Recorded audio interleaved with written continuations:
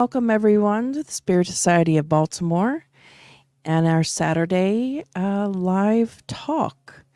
Leo has been doing a series of parables. So if you haven't caught the other videos or the other recordings, you can go to the Spiritist Network, our YouTube channel, and find the other parables he has already presented. It's really enlightening, really great spiritual food. But today he's going to be talking about the parable of the weeds. So, Leo, please.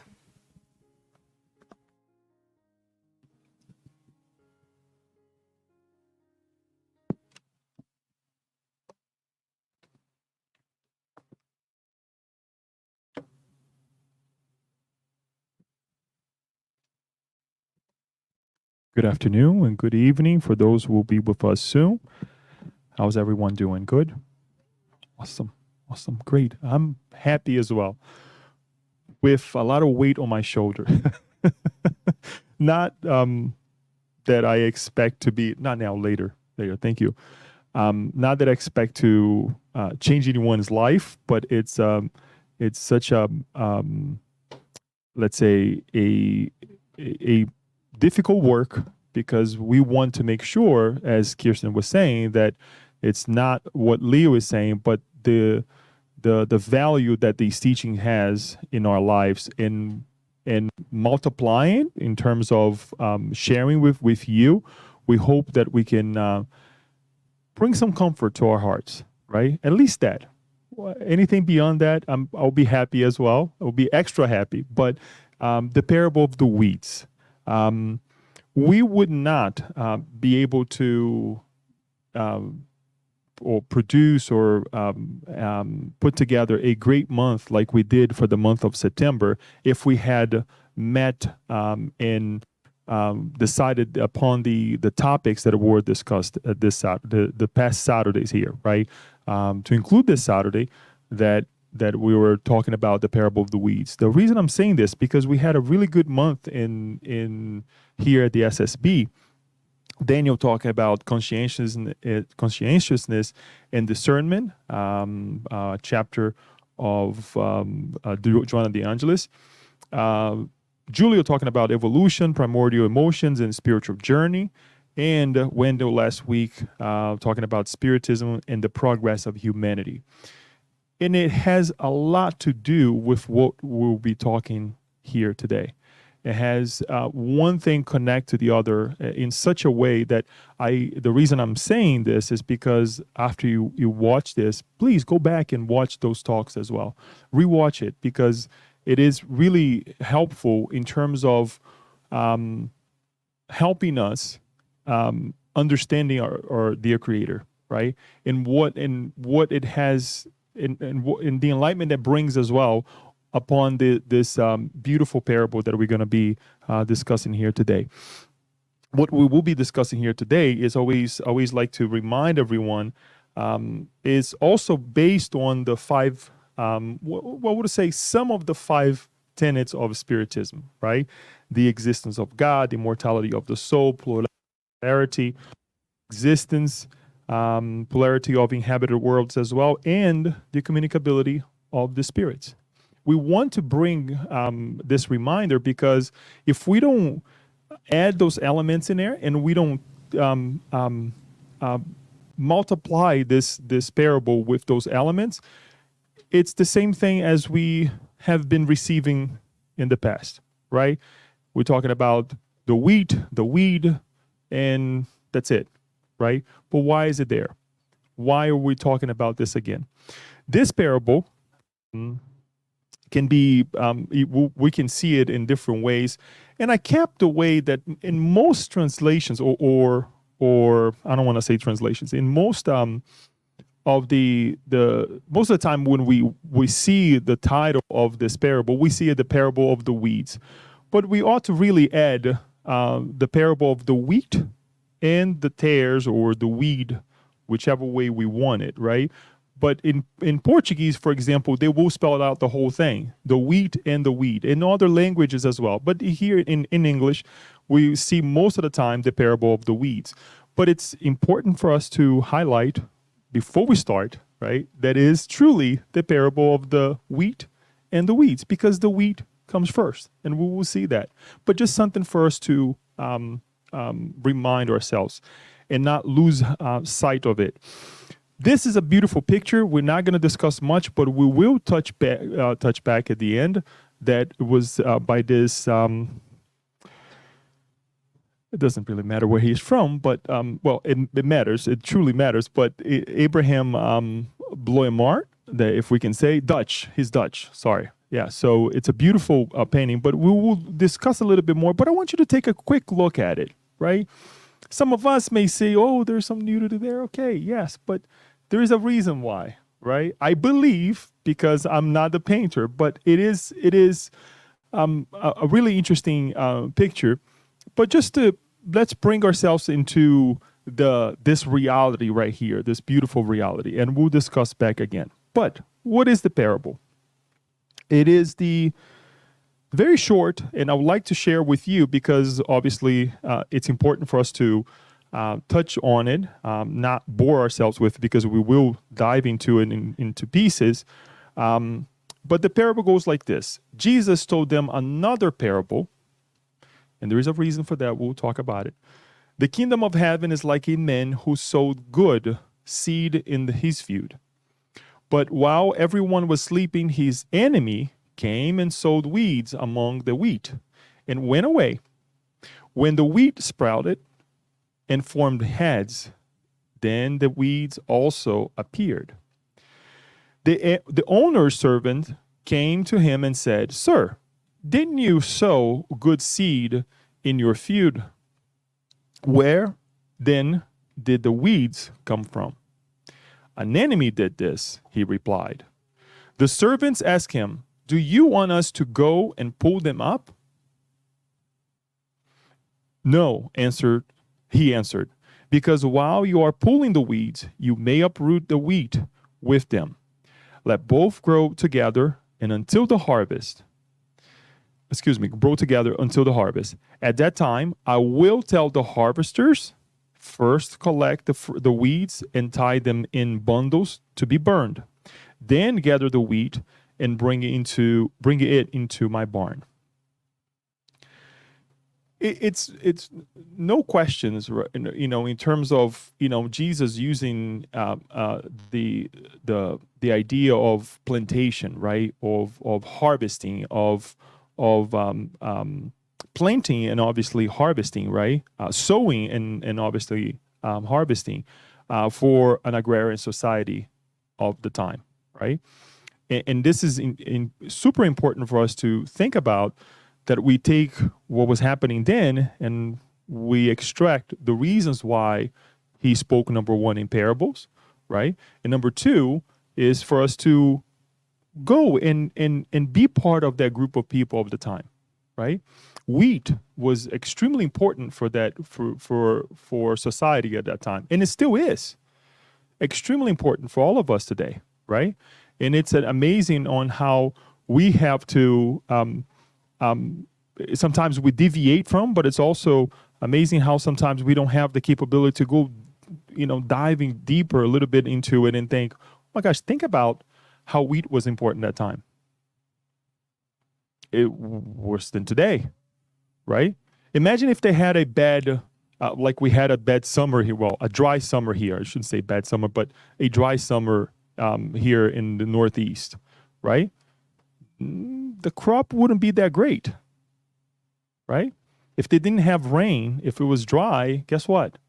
It wouldn't grow the way it was supposed to be. And imagine how many people starved. Imagine how many people went hungry. So there is a huge value, talking about wheat. It's not just something that we find the bread already made, right? Like we have here nowadays. We don't have to worry about this thing.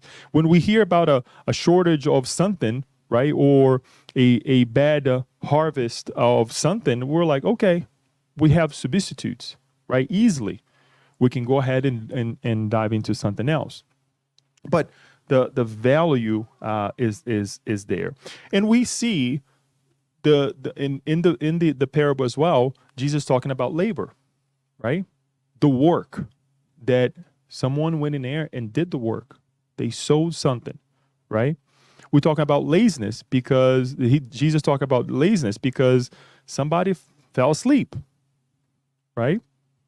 When they were asleep, guess what? Somebody came and sowed the weeds, right? Talking about the enemy, what's good, what's bad. All of these things we have to ask ourselves. It's not just a little story, but all these things we have to ask ourselves. And what is the meaning for our lives and for our evolutionary path as well? Hence, what I mentioned at the beginning of Windows Talk last week, talking about the progress of humanity, how we progress. Finally, two other elements that I would like to highlight to all of us. As usual, when we read this parable, at least to me, there is a huge calling in terms of how we connect with God, how we see God, right? Through our evolutionary path, we see God in different ways, and things change, right? Sometimes throughout the day, something happens to me. I was having a beautiful day. God is great. Something happens to me. Where are you, right? We question, right? When we don't blame our neighbor, we blame God, right? And when we look at this parable in specific, it's not only our relationship to God, but there is something really beautiful here. That is the relationship of God towards us. It's how God sees us. And that is one of the things that perhaps this parable, like many other, but this one here is truly a representation on how God is great, on how his emissaries that we see, that we live with them, right, are also great towards us. But let's see a little bit more about it. This right here is actually a picture of wheat before it's fully ripe, and tares, or the weed, that is how they, let's say, how they look alike, right? Especially when they were growing. That is why the master said, wait. Don't do anything right now. Because it's very easy for us to, if you're planting wheat, for you to miss with one another. For someone who has been dealing with this for ages, they know, right? Some of us, and I like to add this to the interpretation as well that we're going to do this evening. For someone who, like the worker who went there, saw, well, no, I saw something there that it's not wheat, right? Do you want us to do something about it? But the good harvester will say, no, wait, let them, because they also have a value, right, for them. Perhaps it's doing something to the ground. We don't know, right? So this is just for us to see it. And this is, again, the information that I gather is that the earlier, the worse it is for you to distinguish one from the other, right? That's why it's so easy for you to, this is wheat. No, it's actually weed. Oh, this is weed. No, it's actually wheat, right? Or vice versa. But just for us to contextualize a little bit here. Going back to the parable, and what I will do, I will analyze the parable, and I will analyze bring some of the elements that Spiritism brings to us as well, and then back and forth, and then we will discuss as well one of the beautiful books of one of the beautiful messages of Emmanuel as well. But it starts by Jesus telling us the actual story, right? The kingdom of heaven is like a man who sowed good seed in his field. But while everyone was sleeping, his enemy came and sowed weeds among the wheat and went away. When the wheat sprouted and formed heads, then the weeds also appeared. So everything has its time, right? Everything has its time. But interesting here is that we come in contact with every now and then of this saying, watch and pray, right? And it's actually on Matthew chapter 26, verse 41, when our master tells us, watch and pray so that you will not fall into temptation. The spirit is willing, but the flesh is weak, right? But this idea of watch and pray, watch and pray, watch and pray. And we clearly see that they were not sleeping here because they were tired. right? Because if they were preventful or not, right, or if they were diligently or not working workers, right, would they have done? They would have somebody watching for the crops, right? We have study as well, the shepherd, the good shepherd, sleeping right outside of the location where they kept the animals, right? Making sure that there was a watch animal there too, or themselves, right? Or sometimes they would take turns, different individuals watching the animals as well. But this is important for us to be as one of the elements that we would like to bring, and then we're going to go back and rescue this idea as well, that of this sleeping. I mentioned to you the reason why that is mentioned here. Jesus told them another parable is because this chapter of Matthew, we will see chapter 13, all these parables over here. So if you want to rescue several of the parables, chapter 13, Matthew chapter 13, right? And it's important for us to at least highlight these things because we can easily go back and study them. Some of them we already touched on. So if you would like to go and watch the talks again, it's interesting, at least to me since I present it. But it's definitely there is a connection with these elements that we see here. So again, all of these parables are on chapter 13, and there are two elements here: the prophecy and the parables, as well as Jesus rejected at Nazareth. So those two are not specifically parables, but it's there, and that is why we see the beginning of it, right?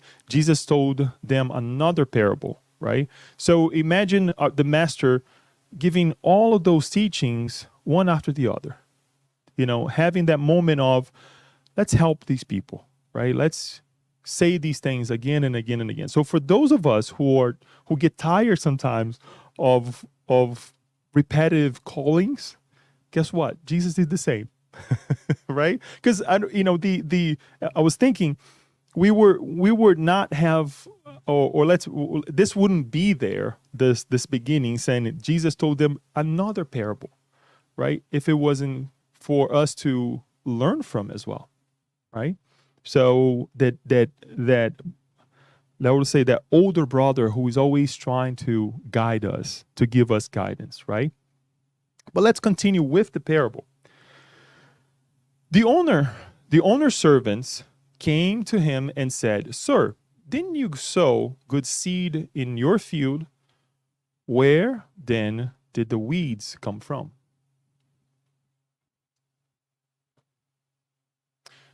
Let's analyze this in two ways. We're all good servants, right? Let's call ourselves all good servants. There are moments in our lives that we look at certain things in our lives, the plantations, the sowing of the way, right? This big harvesting field as well, and we look at it, we say, there's so many crazy things in the world right now, right? And what do? Indignation comes and takes over, right? We get upset. We get upset with our partners. We get upset with our co-workers. We get upset with society. We get upset watching the news, whatever that is, right? And we want to blame somebody. Well, we want to throw the responsibility onto somebody. And as I mentioned earlier, why not God? Mind you, there's nothing wrong to ask. The problem is what we do with it or the lack of it, right? So there are many of us that when we are in those heated moments of our lives that we look at it and say, God, what kind of world is this? Why all the weeds? And we forget that we are weeds as well, right?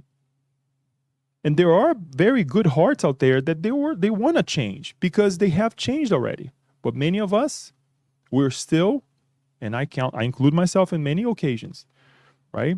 That we ask, trying to put blame on something else, on someone else, of the weeds that have grown around me, right? But like, God, why did you put this over here? Why is this person in my life? Why is this happening to me now? Right? And we forget that number one, we are the weeds in many cases, or we were not watchful and prayerful. The idea of being watchful and prayerful becomes ever more important when we add the element of that we're not just incarnated beings on earth, that we also have to be watchful with the other side. But remember, it's the wheat and the weed. So there is good in our lives as well, right? If we are the weeds, guess what? There are weeds around us they're guiding us. So where do we stand with this? Before we go and blame anyone, before we go and say anything towards others, especially God, especially our Master Jesus, who, as we considered, the governor of planet Earth, let us analyze a little bit what Spiritism brings to us in terms of who are we and why are these things happening. In the Spirit's book, we'll see on question 115 that God has created us simple and ignorant, without knowledge. Okay? It's not the ignorance in terms of being somebody who is rude or ignorant, but someone who is without knowledge, right? It's important for us to highlight this part. Otherwise, it just becomes okay that the individual is rude, or we do this because out of rudeness. No. In many cases, we become the weeds because we are ignorant. We don't know any better. And yes, many of us may say, it's 2024. How come we don't know any better? Well, we'll see a little bit. We'll let Emmanuel talk about that later on. Okay? So, have some spirits been created good or other evils? No. We're all created the same. There's another element that we'd like to bring under the law when we study the law of freedom. Do humans act with free will? Since they have freedom of thought, they have freedom of action. Without free will, human beings would be machines. Huberto Broden, I keep mispronouncing his name. When he's analyzing this passage, he says something really interesting. One of the greatest asset that we have in life is free will, but it's also one of the most dangerous one, because it allows us to do whatever we want. But guess what? We will become also the harvesters of our own actions, right? So think of ourselves now. One of the beautiful things that we can do right now is to decide to be here. We can also decide to do many things in our life, but we're making many of our decisions nowadays is to do what we do not want to do. This is complex, and I don't want to, create a great, philosophical umbrella here, but many of us, adults especially, right? We do the things that we don't want to do sometimes, but we have to do because we're adults. We're mature enough, morally speaking as well, to say, no, this is wrong. This is flat out wrong, right? Because we have reached such a level, even though society is throwing a bunch of things at us, right? We're like, no, this is wrong. We have made that decision. We have got to that point. And that is a beautiful thing, because we think that free will is only doing the things that we want to do, right? Yes, I wish I would be at the beach more often, but guess what? That's not life. That's not life. We have to do the things that most of the time we don't want to do. Get up, go to work, be a good person, attend to the needs of our families, to the needs of our community, right? Whatever we have to do, take care of ourselves, right? It all falls under the idea of work. Whatever is beautiful and connects with God is part of work, right? Another element. How can we distinguish between good and evil? Good is everything that is in harmony with the law of God, and evil is everything that deviates from it. Thus, doing what is good conforms to God's law, while doing evil infringes upon the law. Do we have a great understanding of what this is? No. Not like the spirits who gave the answer for sure, but at least we can differentiate, right? What's proper, what's not proper. Mind you, I'm not even saying what's good, right? What's proper. Because sometimes, on the idea of do unto others what you wish to be done unto you, what's good for me perhaps is not good for you, right? But we're growing with that idea still, right? We're going for someone and that may do things to their physical body that perhaps we already know, and forgive me for those who smoke or whatever, right? Someone who smokes, I would say a good number of individuals say, no, smoke is not good, but I still have to smoke, right? They like to smoke. But if they meet someone else who smokes, guess what? They will also going to be interpreting that idea, do unto other what you wish to be done unto you, as okay, because smoking for them is okay. It's a necessity that they still have. I hope you get the point, right? So this idea of good and bad, we still, little by little, transforming them in ourselves.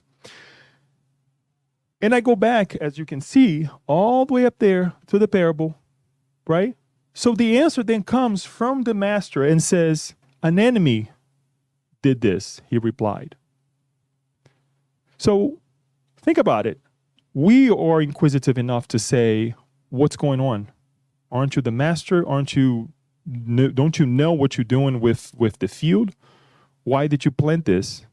Who did this, right? Why do we have all these weeds around us, right? And then the answer comes and says, an enemy came and did this. So did God create the enemies as well? Because if we have the representation of the landowner, right, as God throwing good things, right, then God also, even though God did not throw the weeds in there, right? So the enemy did it. Okay, so did God create the enemy? No. As we have mentioned, God has created us all simple and ignorant, and we have free will. So it's very simple in a way, right? Because when we're in the middle of a situation that we have a lot of weeds around us, right? And we were trying to, little by little, or sometimes very fast because we're impulsive, right? To take it away from us, right? It's kind of hard to look at this, but it's not impossible. It's not impossible to look at it and say, I was sleeping and I have enemies. And God did not create this. Quite the opposite. God gave me the opportunity to look at these things and pay attention, hopefully next time, and I'm being alerted. Giving continuation to this, then, we will see that do humans draw from within themselves the power to progress? And we went through this last week with Wendell. Or is progress nothing more than the result of education? They advance naturally by themselves, not all progress at the same time or in the same manner. However, it is through social contact that the most advanced help others to progress. This is an explanation in the law of progress, and we still have the social law that we can cover as well under this topic to understand a little bit more. Why do we have the weeds next to us? Why do we become a wheat for the weeds? Or sometimes, why do we become the wheat in the life of others? In the plantation, right, of our Master Jesus. There's nothing wrong to look at ourselves that way. Hopefully you connect with me. I know I'm much lower than you guys, but sometimes we see ourselves as much lower than others, right? We have our parents, we have those who help us, and it is through this contact that we have, this social contact that we advance with one another. So there's nothing wrong to have the weeds next to us, right? We will continue to see this for quite some time, and this is one of the elements that is beautiful about progress, that and we'll see a little bit more of this, that we are in this planetary transition right now right? Going from one level to another. This is so important as well as we are now, finding ourselves in this ever, lasting battle with ourselves. When we look at ourselves of the past and say, why did I do this? Why did I do that? Well, perhaps I didn't know any better. Perhaps I was not yet well-intended like the wheat, right? Roots were.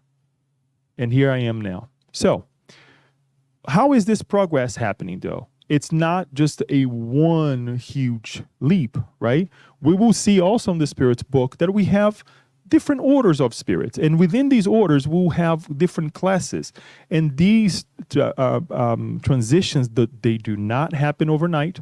They will not happen out by ourselves. We have to follow the law, the social law, right? We have to, this happens progressively, very slow. And sorry, that's a little bit smaller there, but just for you to get a glimpse of what it is. And we see the third order, starting with the third order, impure spirits, frivolous spirits, spirits who pretend to know more science than they really possessed, neutral spirits, noisy and boisterous spirits, and then the second order, all the way down to the first order, where we will find spirits that their characteristics or the influence of matter is null. They are superior to us, both intellectual and morally. So they have so absolute as to constitute what, in comparison with the spirits of all the orders, other orders, may be termed perfection, right? When we look at these spirits, their level of advancement, their level of knowledge, right? And again, not only intellectually, morally. Let us think of the big mother. When I say the big mother, it's not the mother that consents the kids to do everything, but the regular mother that we know, that waits those 9 months with the kid, right? That after having the kid also takes care of them, loses sleepless night, right?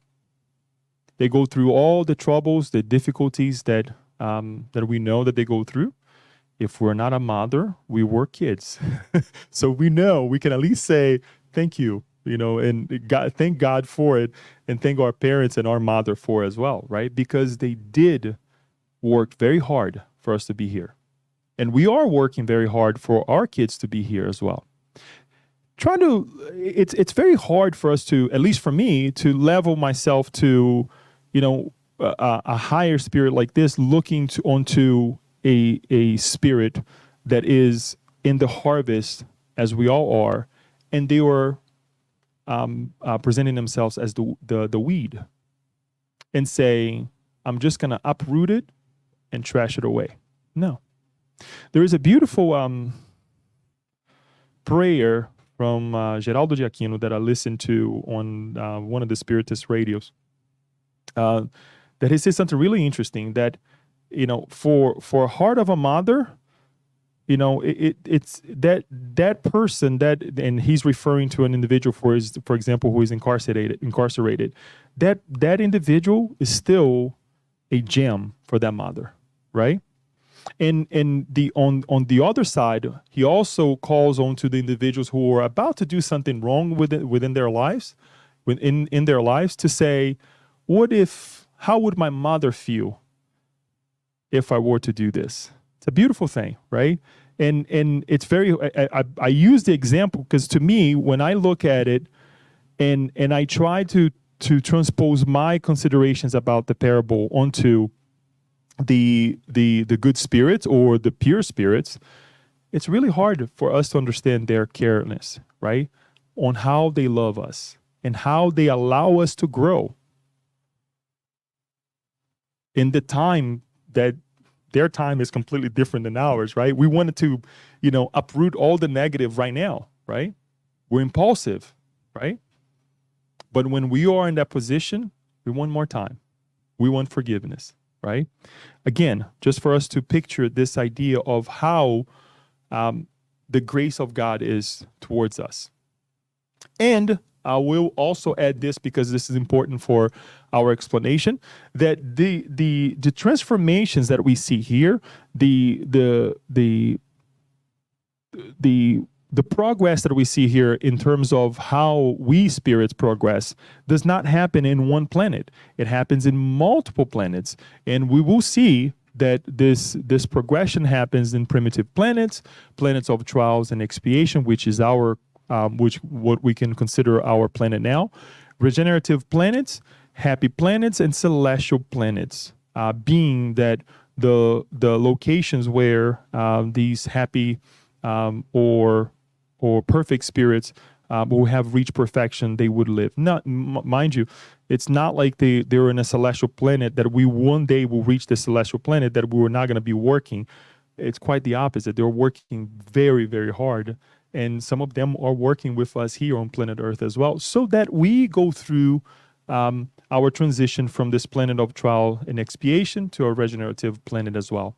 But we'll talk a little bit more about that towards the end.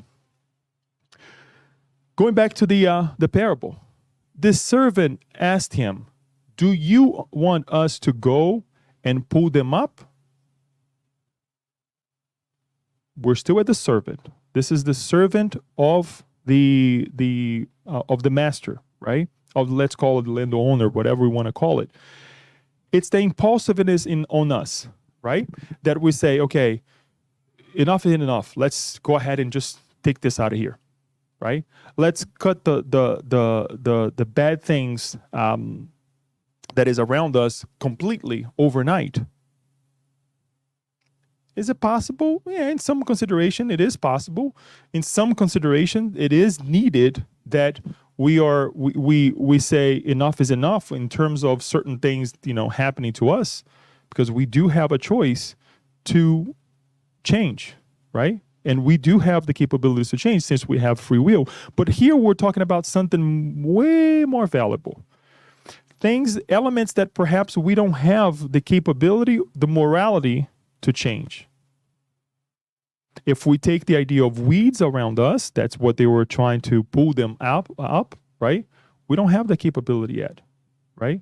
To judge other individuals in such a way that they are being uprooted, right? To say enough is enough, and we are not only trying to fix the issue, but also step on people, step on spirits, right? On what they perhaps don't know yet, right? And we don't have that capability yet. The reason I brought also the level of spirits, because it is not up to us to make this decision. And we will see why. Look what he says now. "No," he answered, "because while you are pulling the weeds, you may uproot the wheat with them. Let both grow together until the harvest. At that time, I will tell the harvesters, first collect the weeds and tie them in bundles to be burned. Then gather the wheat and bring it into my barn." So now we see that it's not the servant that is going to do the harvesting work. He changed it. Now we have harvesters. What does that mean? At least from what we can gather in studying this part, is that these are not us. Harvesters are not us. And I say us, meaning you and I include myself on this, because we don't know any better. We don't know what Aloysius' meeting was before he reincarnated, with his mentors, the mentors of his family, saying, "You got to be born in this place with this family, that and that and that, to grow, to be happy, to try once more." That doesn't mean you're going to get right, or we will get right together. So who am I to be now just a servant saying, "Should I take this out?" The harvester, meaning our mentors, the mentors of the SSB as well, we include them as well, right? Because sometimes we ask them for help, we ask for them for guidance as well. Knowing that there was then and thank God we're here, a possibility for us to connect again, right? And help one another and ask for this help together, right? But it changes. And that is, again, the reason why we bought the different orders of spirits. It's not, and I'll go back real quick. It's not going to be anybody from the third order. No. If anything, it's going to be a high level of the second order spirits. They are very benevolent, right? They are extremely learned spirits that perhaps if we go ahead and take the weed now, it's not going to be time enough for that weed to understand the purpose of the wheat. They are extremely high, wise and high level spirits in terms of love that will say, let us work together. Let us have that impertinent individual or situation around us so we can learn. And then when the time comes, because there is an end to it, and this is one of the things that is important for us as well. So when the time comes, we will do A and we will do B. And we're going to touch a little bit on that. But I want to stress on the idea that us as servants, I believe that we are servants of our dear Creator, right? We don't have the ability to go and pull anything up. We cannot, and I'll take it to an extreme, take the life of someone who have done something wrong to correct the issue. It's not going to correct the issue. If anything, we're going to create more issue for ourselves, right? That's why Spiritism, in any occasion, we are for life. In every sense of the word, for life, because we cannot give life. As much as we give the example of a mother, helping in the process, guess what? We don't give life. God gives life. So it's important for us to remember that we're not alone. We have the harvesters. That does not take the element of us sleeping, right? Being lazy and sleepy and saying, oh, it's okay. No. And then the enemy comes because we're not watchful and does something wrong to our crop. When we talk about the idea of, I was going to say at the end, but when we talk about the idea of sowing, right? Having the field, sowing wheat. The wheat here can be us, obviously, as much as the weed can be ourselves as well. But the think about the field, what we try to do, let's bring ourselves to our homes, right? We try to make our homes calming or whatever we want it to be. And when we see something out of place, we're like, wait a minute, why is that out of place? Or when we see something that is not let's say based on the decisions that you have made, it hurts us, right? But why did it happen? Were we watchful? So the weed can be the calmness that we create in our lives, right? The routines that we create in our lives as well. Get up in the morning, do the thing. And I'm talking about the mundane things. It's okay for us to rescue those examples. It's because doing the small thing, the good small things of life will help us, right? Will propel us into doing greater things in life, right? So if we don't make sure that we have the small things on where they're supposed to be, not in an imposing way, because we also live in society at home, right? We're not alone. But if we don't have those things, how can we have a good society then? So it starts, number one, with me, but also I have to be watchful. Because if I'm not watchful, guess what? The enemy will come and will try to destroy it. We are not perfect beings. So when we talk about enemies, it's not that we create an enemy on the street, we slap someone in the face. Perhaps we did in the past life, and now we're paying the price, right? There are a lot of let's call things that we have to reconstruct from the past with our brothers and sisters that now we're suffering the consequences. That is why watching and pray becomes ever more important when we bring the element of being of dealing with both worlds, the physical and the spiritual as well, right?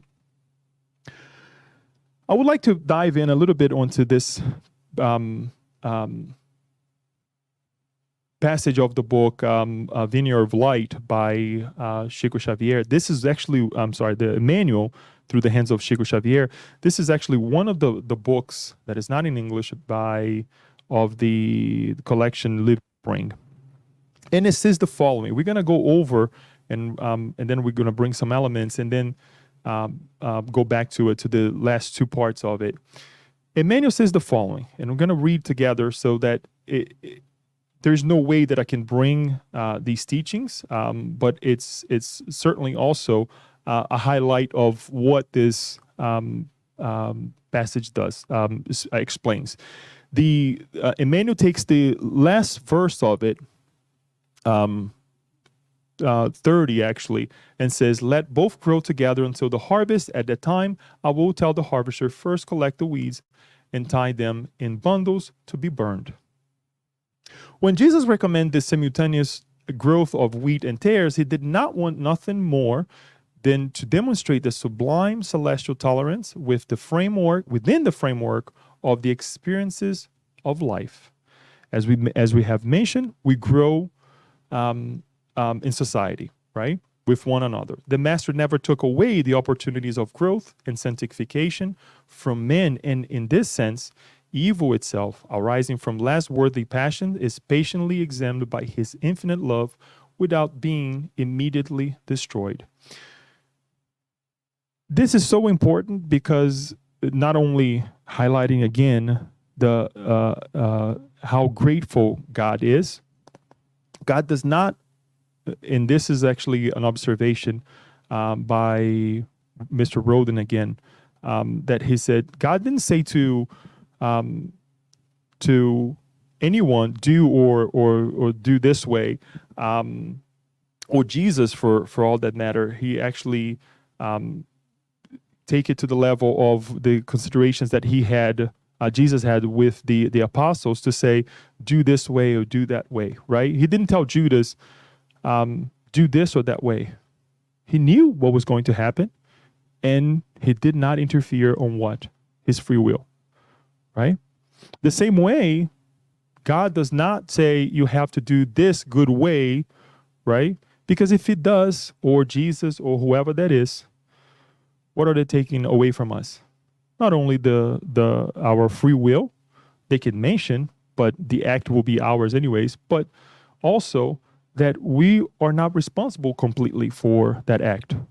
So the mother can intervene, but they cannot do for the kids. And that sometimes hurts, right? Because we want to do for the kids. We see them actually making wrong decisions, right? But they cannot do for themselves. They cannot do for the kids. They have to do for themselves. It is important to consider, therefore, that weeds do not grow by the relaxing of the divine farmer, but because the optimism of the celestial sower never loses its hope in the final victory of God, of good. God does know what is going on. God does know what we're going through right now. The issue is, or let's say the difference is that they don't look at it as we do. They don't see in the time-bound perception of life as we do. And they know for sure much better than us, not because they can oversee the future or what's going to happen in the future, but how important it is for us to help one another and say, this is wrong. Look at our laws, for example. We have laws in place nowadays because we came to a difficult moment of our lives and say, this needs to stop, right? We have stop signs everywhere we go. We have lights everywhere we go, because when the number of cars on the street perhaps got much higher, guess what? The intersections were having a lot of collisions. Imagine the madness, right? And then somebody came with the idea, what if somebody is just, pointing out, don't go now, go this road will go and the other go, and created that, let's say, somehow a way to help people not to collide with the other drivers. right?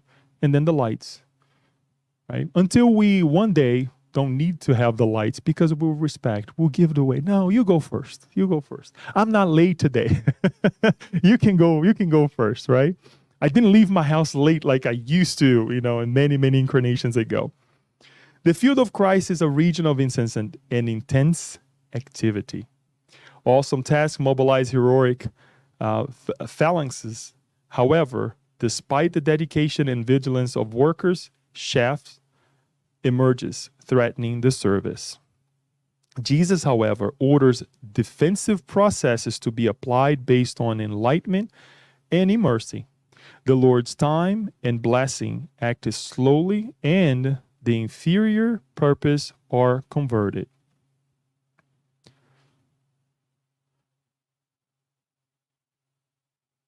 Jesus, however, ordered actually the common man does not yet have the vision to identify the work of renewal. Many thorny or sterile plants are modified in their essential nature by the loving filters of the administrator of the harvest, who uses new opportunities, different situations, unexpected stimuli, or tender responsibilities that speak to the heart. However, when the time for harvest arrives, after the time of expectation and observation, it is then necessary to eliminate the weeds in bundles. I want to highlight something that Emmanuel is saying here, that bringing us to this different relationship on how we see God seeing us. Hope you understood. How do we see God on how he works with us, how many chances we receive in our lives to grow, right? How many chances we receive not in only in this physical life, but in many lives that we have. And perhaps the many more lives that we will have to fix what we have done in the past, to fix what we were doing now, because we're not perfect. Sorry to tell you that we're not perfect. We'll get there one day, but how it is important for us to highlight this. In the Gospel according to Spiritism, we will see that the union and affection that exists between family members are an indication of a former sympathy that has brought them together. Great possibility there. One also says of someone whose character, tastes, and inclinations have no similarity to those of their close relatives, that he or she is not of that family. Saying this declares a greater truth than one might suppose. God allows such incarnations or of antipathetic or foreign spirits within families with the dual object of serving as a trial for some and as a means of advancement for others. The evil ones better themselves little by little through contact with the good ones and the care they receive from them. Their character becomes milder, their habits more purified, and antipathies are erased. It is thus that the fusion amongst different categories of spirit is established, as occurs on the earth amongst ethnicities and cultures. So, can we argue with this? Can we argue with the ability that we have? Because Emmanuel says that there are, by loving filters and administrator of the harvest, who uses new opportunities, different situations, unexpected stimuli, or tender responsibilities that speaks to the heart. When we come and we're in the middle of the turmoil, the middle of the weeds, right? What do? We complain. We ask God, what kind of weed is this? Why did you put this here, right? But we are being called to be the example. Much like us, and I include this myself more on this area, that we are reincarnating with other individuals, right, to learn from them, because they are better than us. Not in every single aspect. They're not perfect individuals. They're not harvesters yet, right? But they are good and well-intended individuals. Just the care that we receive from a loved one, right? It is a glimpse of what we need to do in the future when we have to care for someone.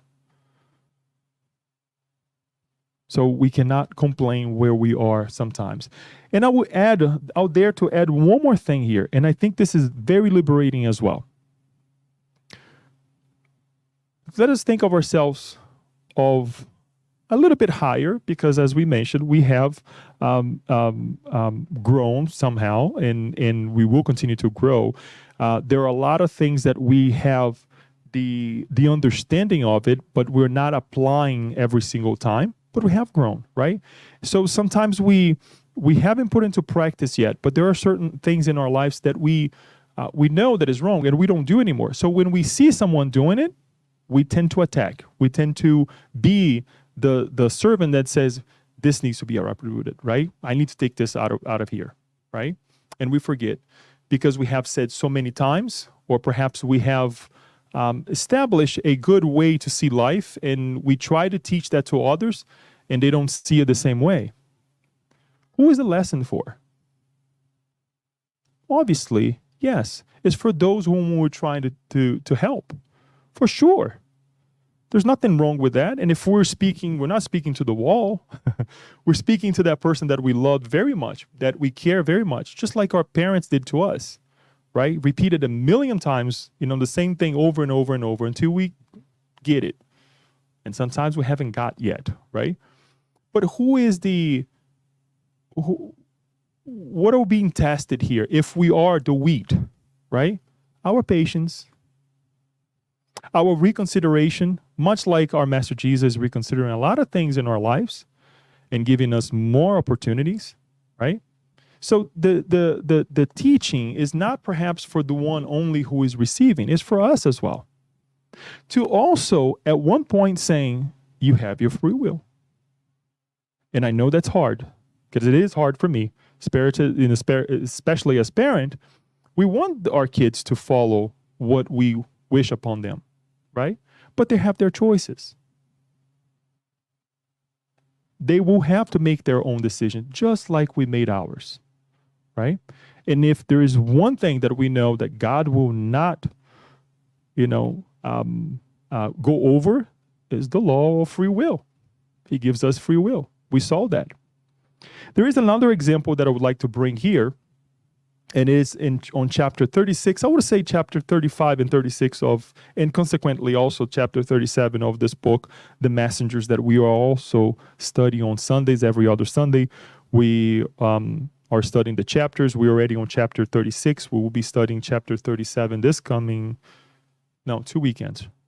So for those of us who would like to contact us and continue on with this work, please let us know.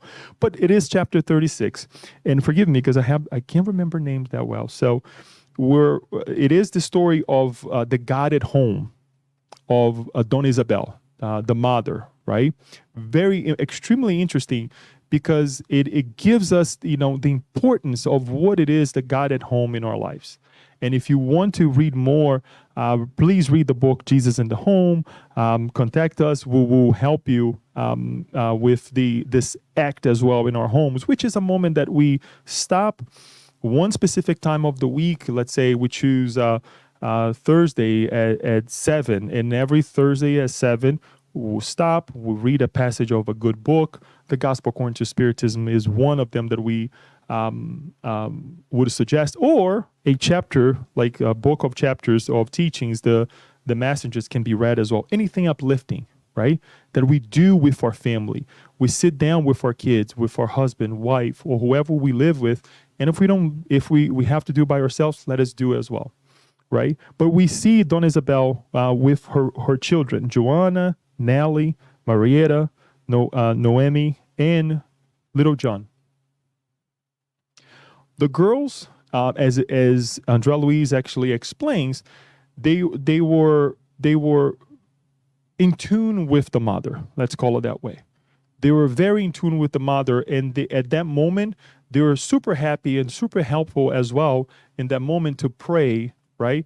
To analyze the moment as a very beautiful moment. Mind you, she is a widow. She had lost her husband, and the kids missed the husband very well. And they were discussing issues that they were going through. They could only eat once a day. And imagine being a mother that you can only eat once. And one of the questions that arise was that why, by one of the girls, why can we only eat once a day when so and so, my friend, can eat 2 or 3 times a day?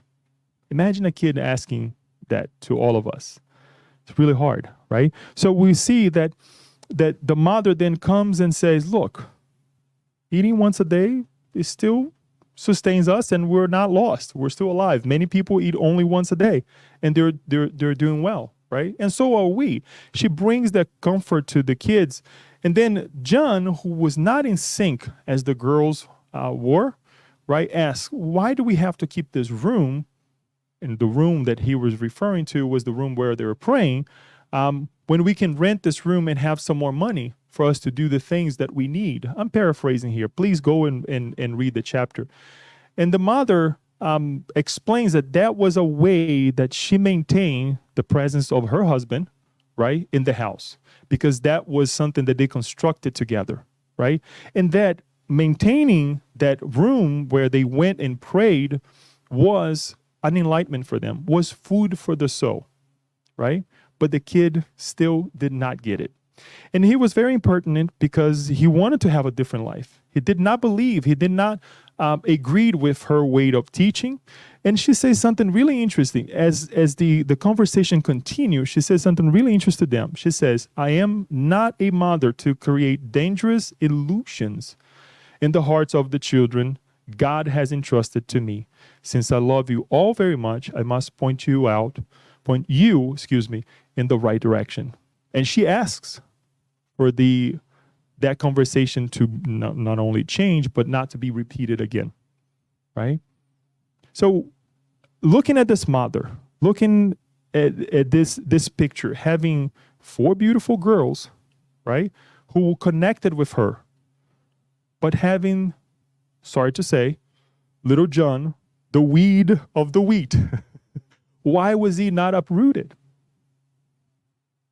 Her as a mother said, no, he's going to grow. How long it's going to take? I don't know. We don't know. We don't know what happened of little John, right?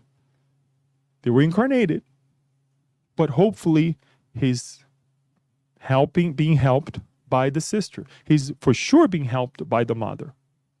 But there was a moment of seizing the problem, seizing that type of conversation, because she knew that was the enemy that we saw at the beginning, trying to throw the seeds in the house. So much so that there is a moment that the youngest one, the youngest child, Noemi, it says, please don't let him do this, because he wanted to go ahead and rent the room. And in her understanding, he would be able to do that, right? And that's when the mother saw and said, enough is enough. We need to stop.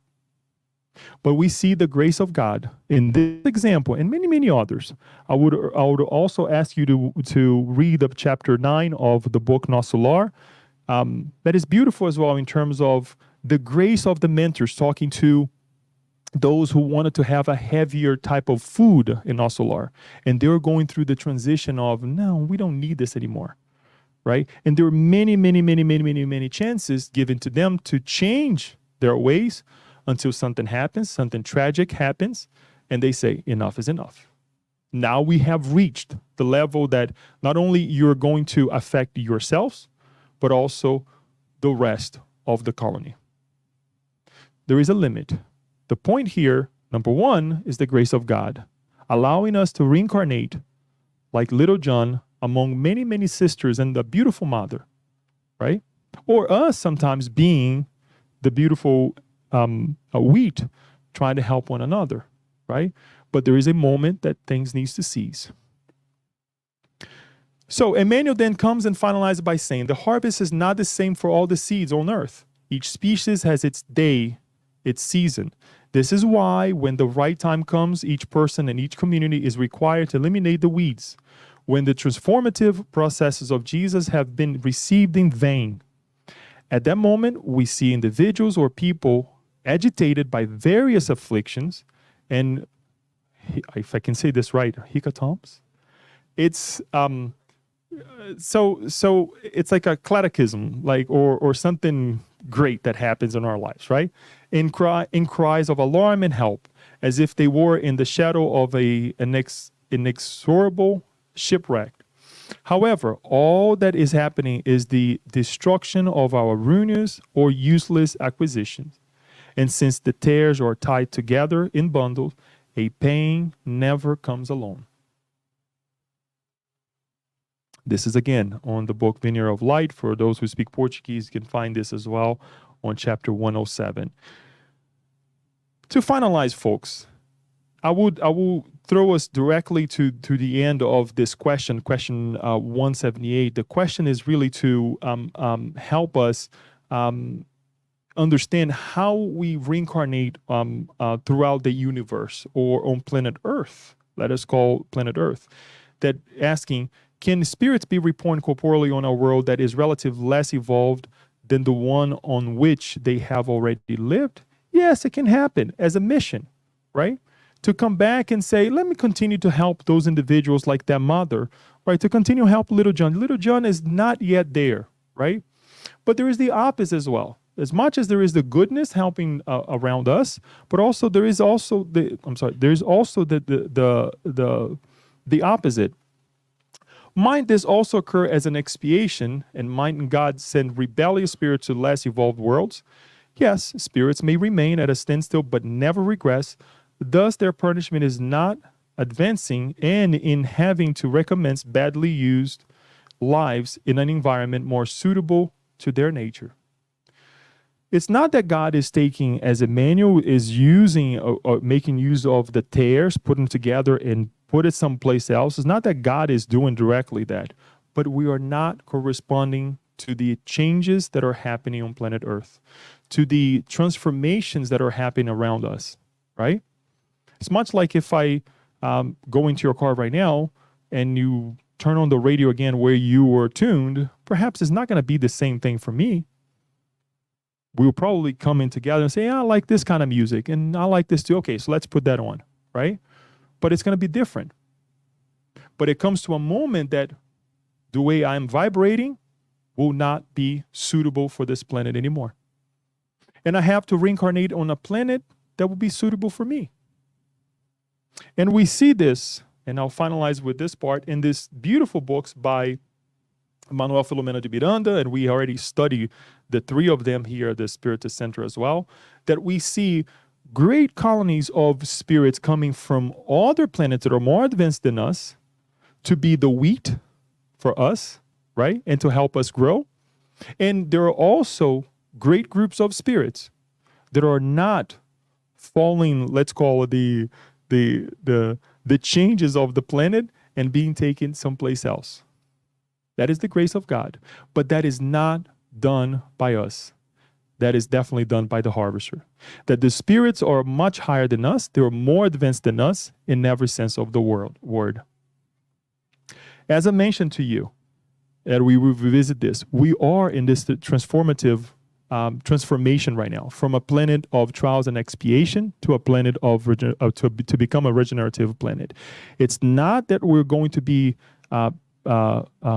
enlightened spirits tomorrow when we cross this line, which is not a well-defined line, right? But we will be spirits as we rescue from the gospel according to Spiritism, spirits that are in the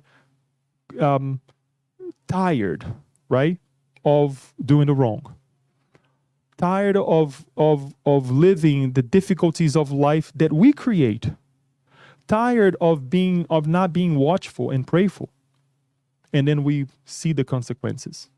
We're still very, very under the influence of matter, but we're not definitely like we would be, I would say, 500 years ago, right? We get to that level, they were like, you know what, this is not for me anymore. I want something different. And then we're going to start reanalyzing, okay, the reasons why we have the weeds next to us. The reasons why we have the wheat next to us as well. And most importantly, we will see the grandeur of God, right? The grace of God in a much more elevated way as well. as I promised, I wanted to bring this picture. Marcelo, can you turn off the light real quick? Because I wanted just to look at this picture. Who's back here? The enemy. Huh? Oh, right here? Yes, I got it. Thank you, Daniel. Yeah, I forgot for our friends. Right here, the enemy, right? And look at all this. And we see it's so well painted. You see the if you zoom in on the picture, birds here, birds flying, all the different things. We see food around. We see they're sleeping, right? The moment that they're sleeping, the house to be attended, right? This, I would say this, what is it again? A clubhouse, right? Okay, Paula said clubhouse, but it's a beautiful painting because you can bring the light back on, Marcelo. A tree house, yes. But we see all the different distractions that we have in life, right? All the different things, and we find ourselves, very often sleeping like they do here. After we eat, after we party, right? After we come down from the tree house, right? It is exactly what is happening to us nowadays. And then when the enemy comes and throws the weed, we want to blame somebody. We want to put the responsibility on someone and blame God for the negative things that are happening in our lives. So we hope that this is even a better representation of what we brought here, what we said. But finally, I want to remind each one of us again, if anything that we can highlight with this is to highlight the grace of God towards us, that we are given over and over and over, and we will be giving over and over and over opportunities to grow. The weeds are all over the place, and in many cases, as we have said, inside of us. But the wheat is there as well. And we also have a little bit of a wheat inside of us, right? We also have quite a bit that we have accomplished. Just by sitting here today and analyzing this is a great thing, right? For us to look at life in a different way and seeing, God, thank you.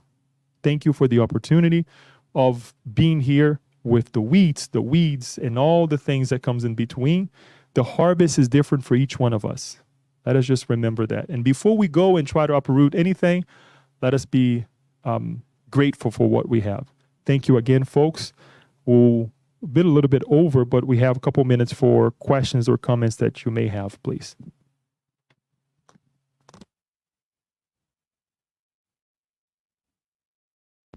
All right, folks. No? Okay. Questions, comments, feedback? Let me know. I'll give you the mic.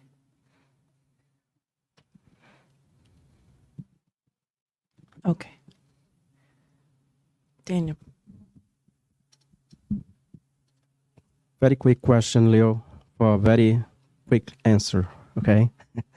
So I guess the challenge of this parable for us to put in the practical life, in our daily life, is what is the boundary? Like, what is when we need to be proactive? And I know that you said in the message that we should not uproot the weed, right? So like our, spoiled relationship, for example, right? But we gotta have a limit. So because if the weed is there, it's gonna not allow the wheat to grow, right? So where's the line? I think that's the challenge that we face. Oh, there is no line. We need to go through this process until we learn to live with the wheat. It wasn't so quick of a question, then, and I can't give you a quick answer either. But no, that's a great point, Daniel. And believe me, one of the things that I struggled quite a bit when we started studying this is exactly that point. When do we put an end to it? And we see that there is an end to it. Otherwise, Jesus wouldn't have said, there will come a time that this is going to happen. That's why we gave the example also in the transition of the planet Earth right now, right? That there are spirits saying, all right, let's take all these spirits, and it happens. It's beautiful how Manuel Filomeno Miranda explains on how groups of spirits, they are taken collectively, right? In their environment as well. It's not that there is a physical environment, right? But an environment, well, let's call it a physical, spiritual environment. And watch Julius talk, and he explains that a little bit about it. As a physical, spiritual environment that they created that is also taken with them. It's taken with them so that they still believe that they are in the same place, but they are not here anymore. Because enough is enough. They're not only harming themselves, but they are harming the greater good. And that, Daniel, is the answer that I would like to give with my understanding, because again, this is Leo's perception of this. Our mentors, the harvesters, they have way more patience than us. But when it comes to time that weed is hurting others as well, or the greater crop, guess what? It needs to stop. And that is a huge responsibility that we have to say, no, enough is enough. Yeah, perhaps I slept. Perhaps we slept, but it comes a time that we need to stop. And we have to ask for wisdom to have wisdom to do this correctly. We have to ask wisdom to be kind enough to say, dear friend, look, you cannot do that. Look, if I start, when I'm going to use the food, right? We're going to have foods later on, right? For our event here. If I start eating sloppy and throwing fruit on the ground, it's like you guys will look at me and say, no, that's not Leo, right? Or at least you guys will say something's wrong, right? So there are certain things that are not in conventional anymore, right? To say the least. And we have to strategize ourselves, not sleep, be watchful, pray. And if we have to fix something, to also come to the means and saying, if you want to stay here, we have to do this way. So I hope that answers, Daniel. And that is a great question. Yes. We have a question from online. Sarah says, great talk. I love this parable. My question to you would be, can we have the wheat without the weeds? Can the weeds help the wheat? Is that it? Okay. So the first question, can we have the wheat without the weeds, or the weeds without the wheat? Can we have the wheat without the weeds? Yes. That will be in the future. But right now, in our level, we'll have a lot of weeds to take care of it. Much so that if we bring this internally, again, we have the bad things inside of us. We are harvesting bad things on our lives. Just the fact that we sleep, that we're not watchful, right? That's the fact that we're not considering yet, even though we're spiritists, the idea of both worlds. We have weeds. We are sowing weeds, right? So in the meantime, right now, what's happening to us? Well, we have a lot of weeds that we need to take care of.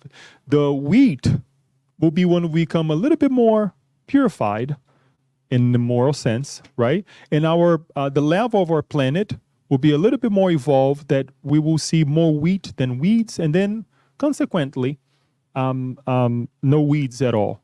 However, remember, we use the example. These spirits, when they reach a level of purification or being perfect, they don't stand still. They don't just, go to the beach then. No, they go back and they rescue those who are in need.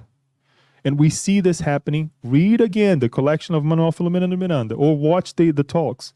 We will see them working diligently under our Master Jesus, under God, to say, we need to help them. One example that we have in Spiritism that is very apparent in our hearts is, I forget his name now. Sorry. A spirit who was given the ability to reincarnate in higher planes, right? Dr. Bezerra de Menezes. But he chose to stay here with us, to say, there's a lot of pain on planet Earth. Let me reincarnate that again. Let me stay with them. And here he is, in spirit, helping us as well. And perhaps one day, we will be doing that. What about that mother again, right? That will look at the son or the daughter and say, let me stick around a little bit more, even though I have lost the physical body, to help them. It happens all the time. It happens all the time. So, Sarah, I hope that answers your question.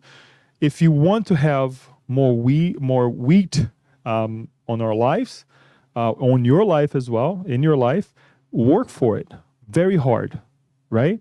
Honor father and mother. I'm not saying this because they were here, but it is an example that you also will leave for your brothers and sisters, right? For humanity in general, and everything that comes with it.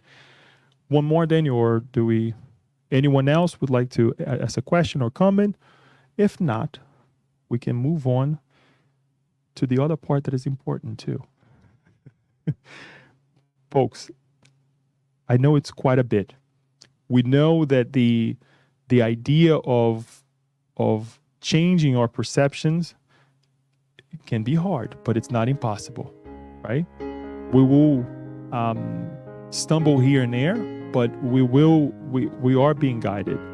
On that note, I thank you so much for the opportunity to speak and to be here with you and to give continuation to this work. More to come on the next parable. But at this time, I will ask Kirsten to say a visualization for us and a final prayer so we can bid ourselves farewell. Thank you.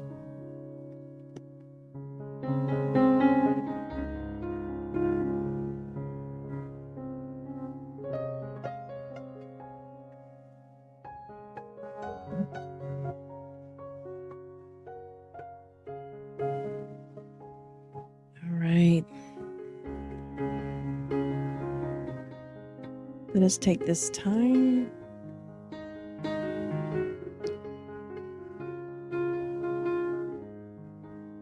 Let's close your eyes if you feel comfortable, so we can together in this moment meditation and prayer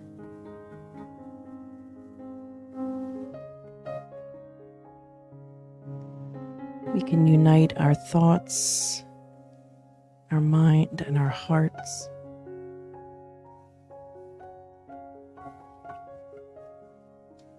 Let us start out with taking a deep breath in through your nose and then out through your mouth.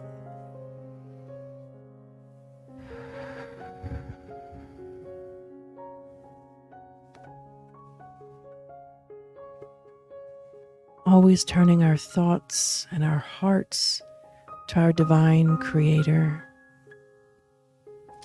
And let us be reminded in this moment by repeating the following in our minds. I am a child of God. I am a child of God. I am loved, and I am love.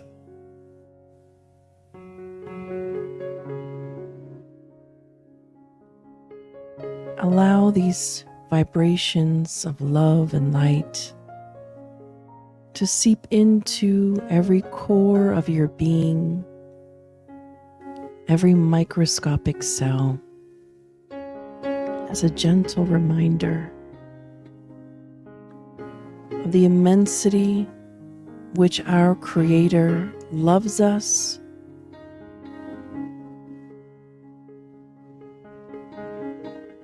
and how each one of us are destined for happiness, for joy. No matter where we may have been before, what path we may have taken or chosen, as we stand here in the now, let us be comforted in knowing that we are children of God and that we also hold the power to our happiness. So let us be open to new ideas, open to listen to the inspiration from our spirit guides, from our guardian angels, from our Creator.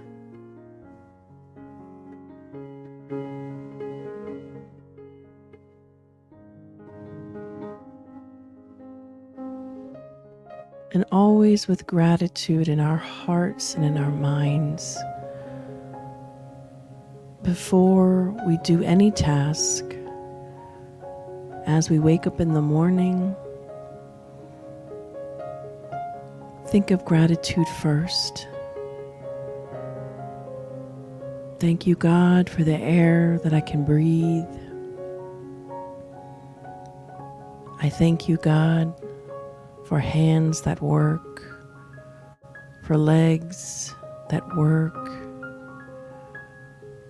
for the ears that I can hear, my eyes that can see and read and see the beauty around me.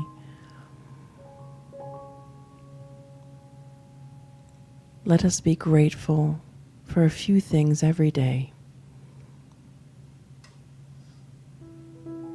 With these thoughts and tonight's lesson, may we take them home as we would a little goodie bag to carry with us and reach into as often as we need. We thank you, dear God, dear Spirit mentors, for all those who are present here today, joining us in this blessed evening. We thank you, and so be it.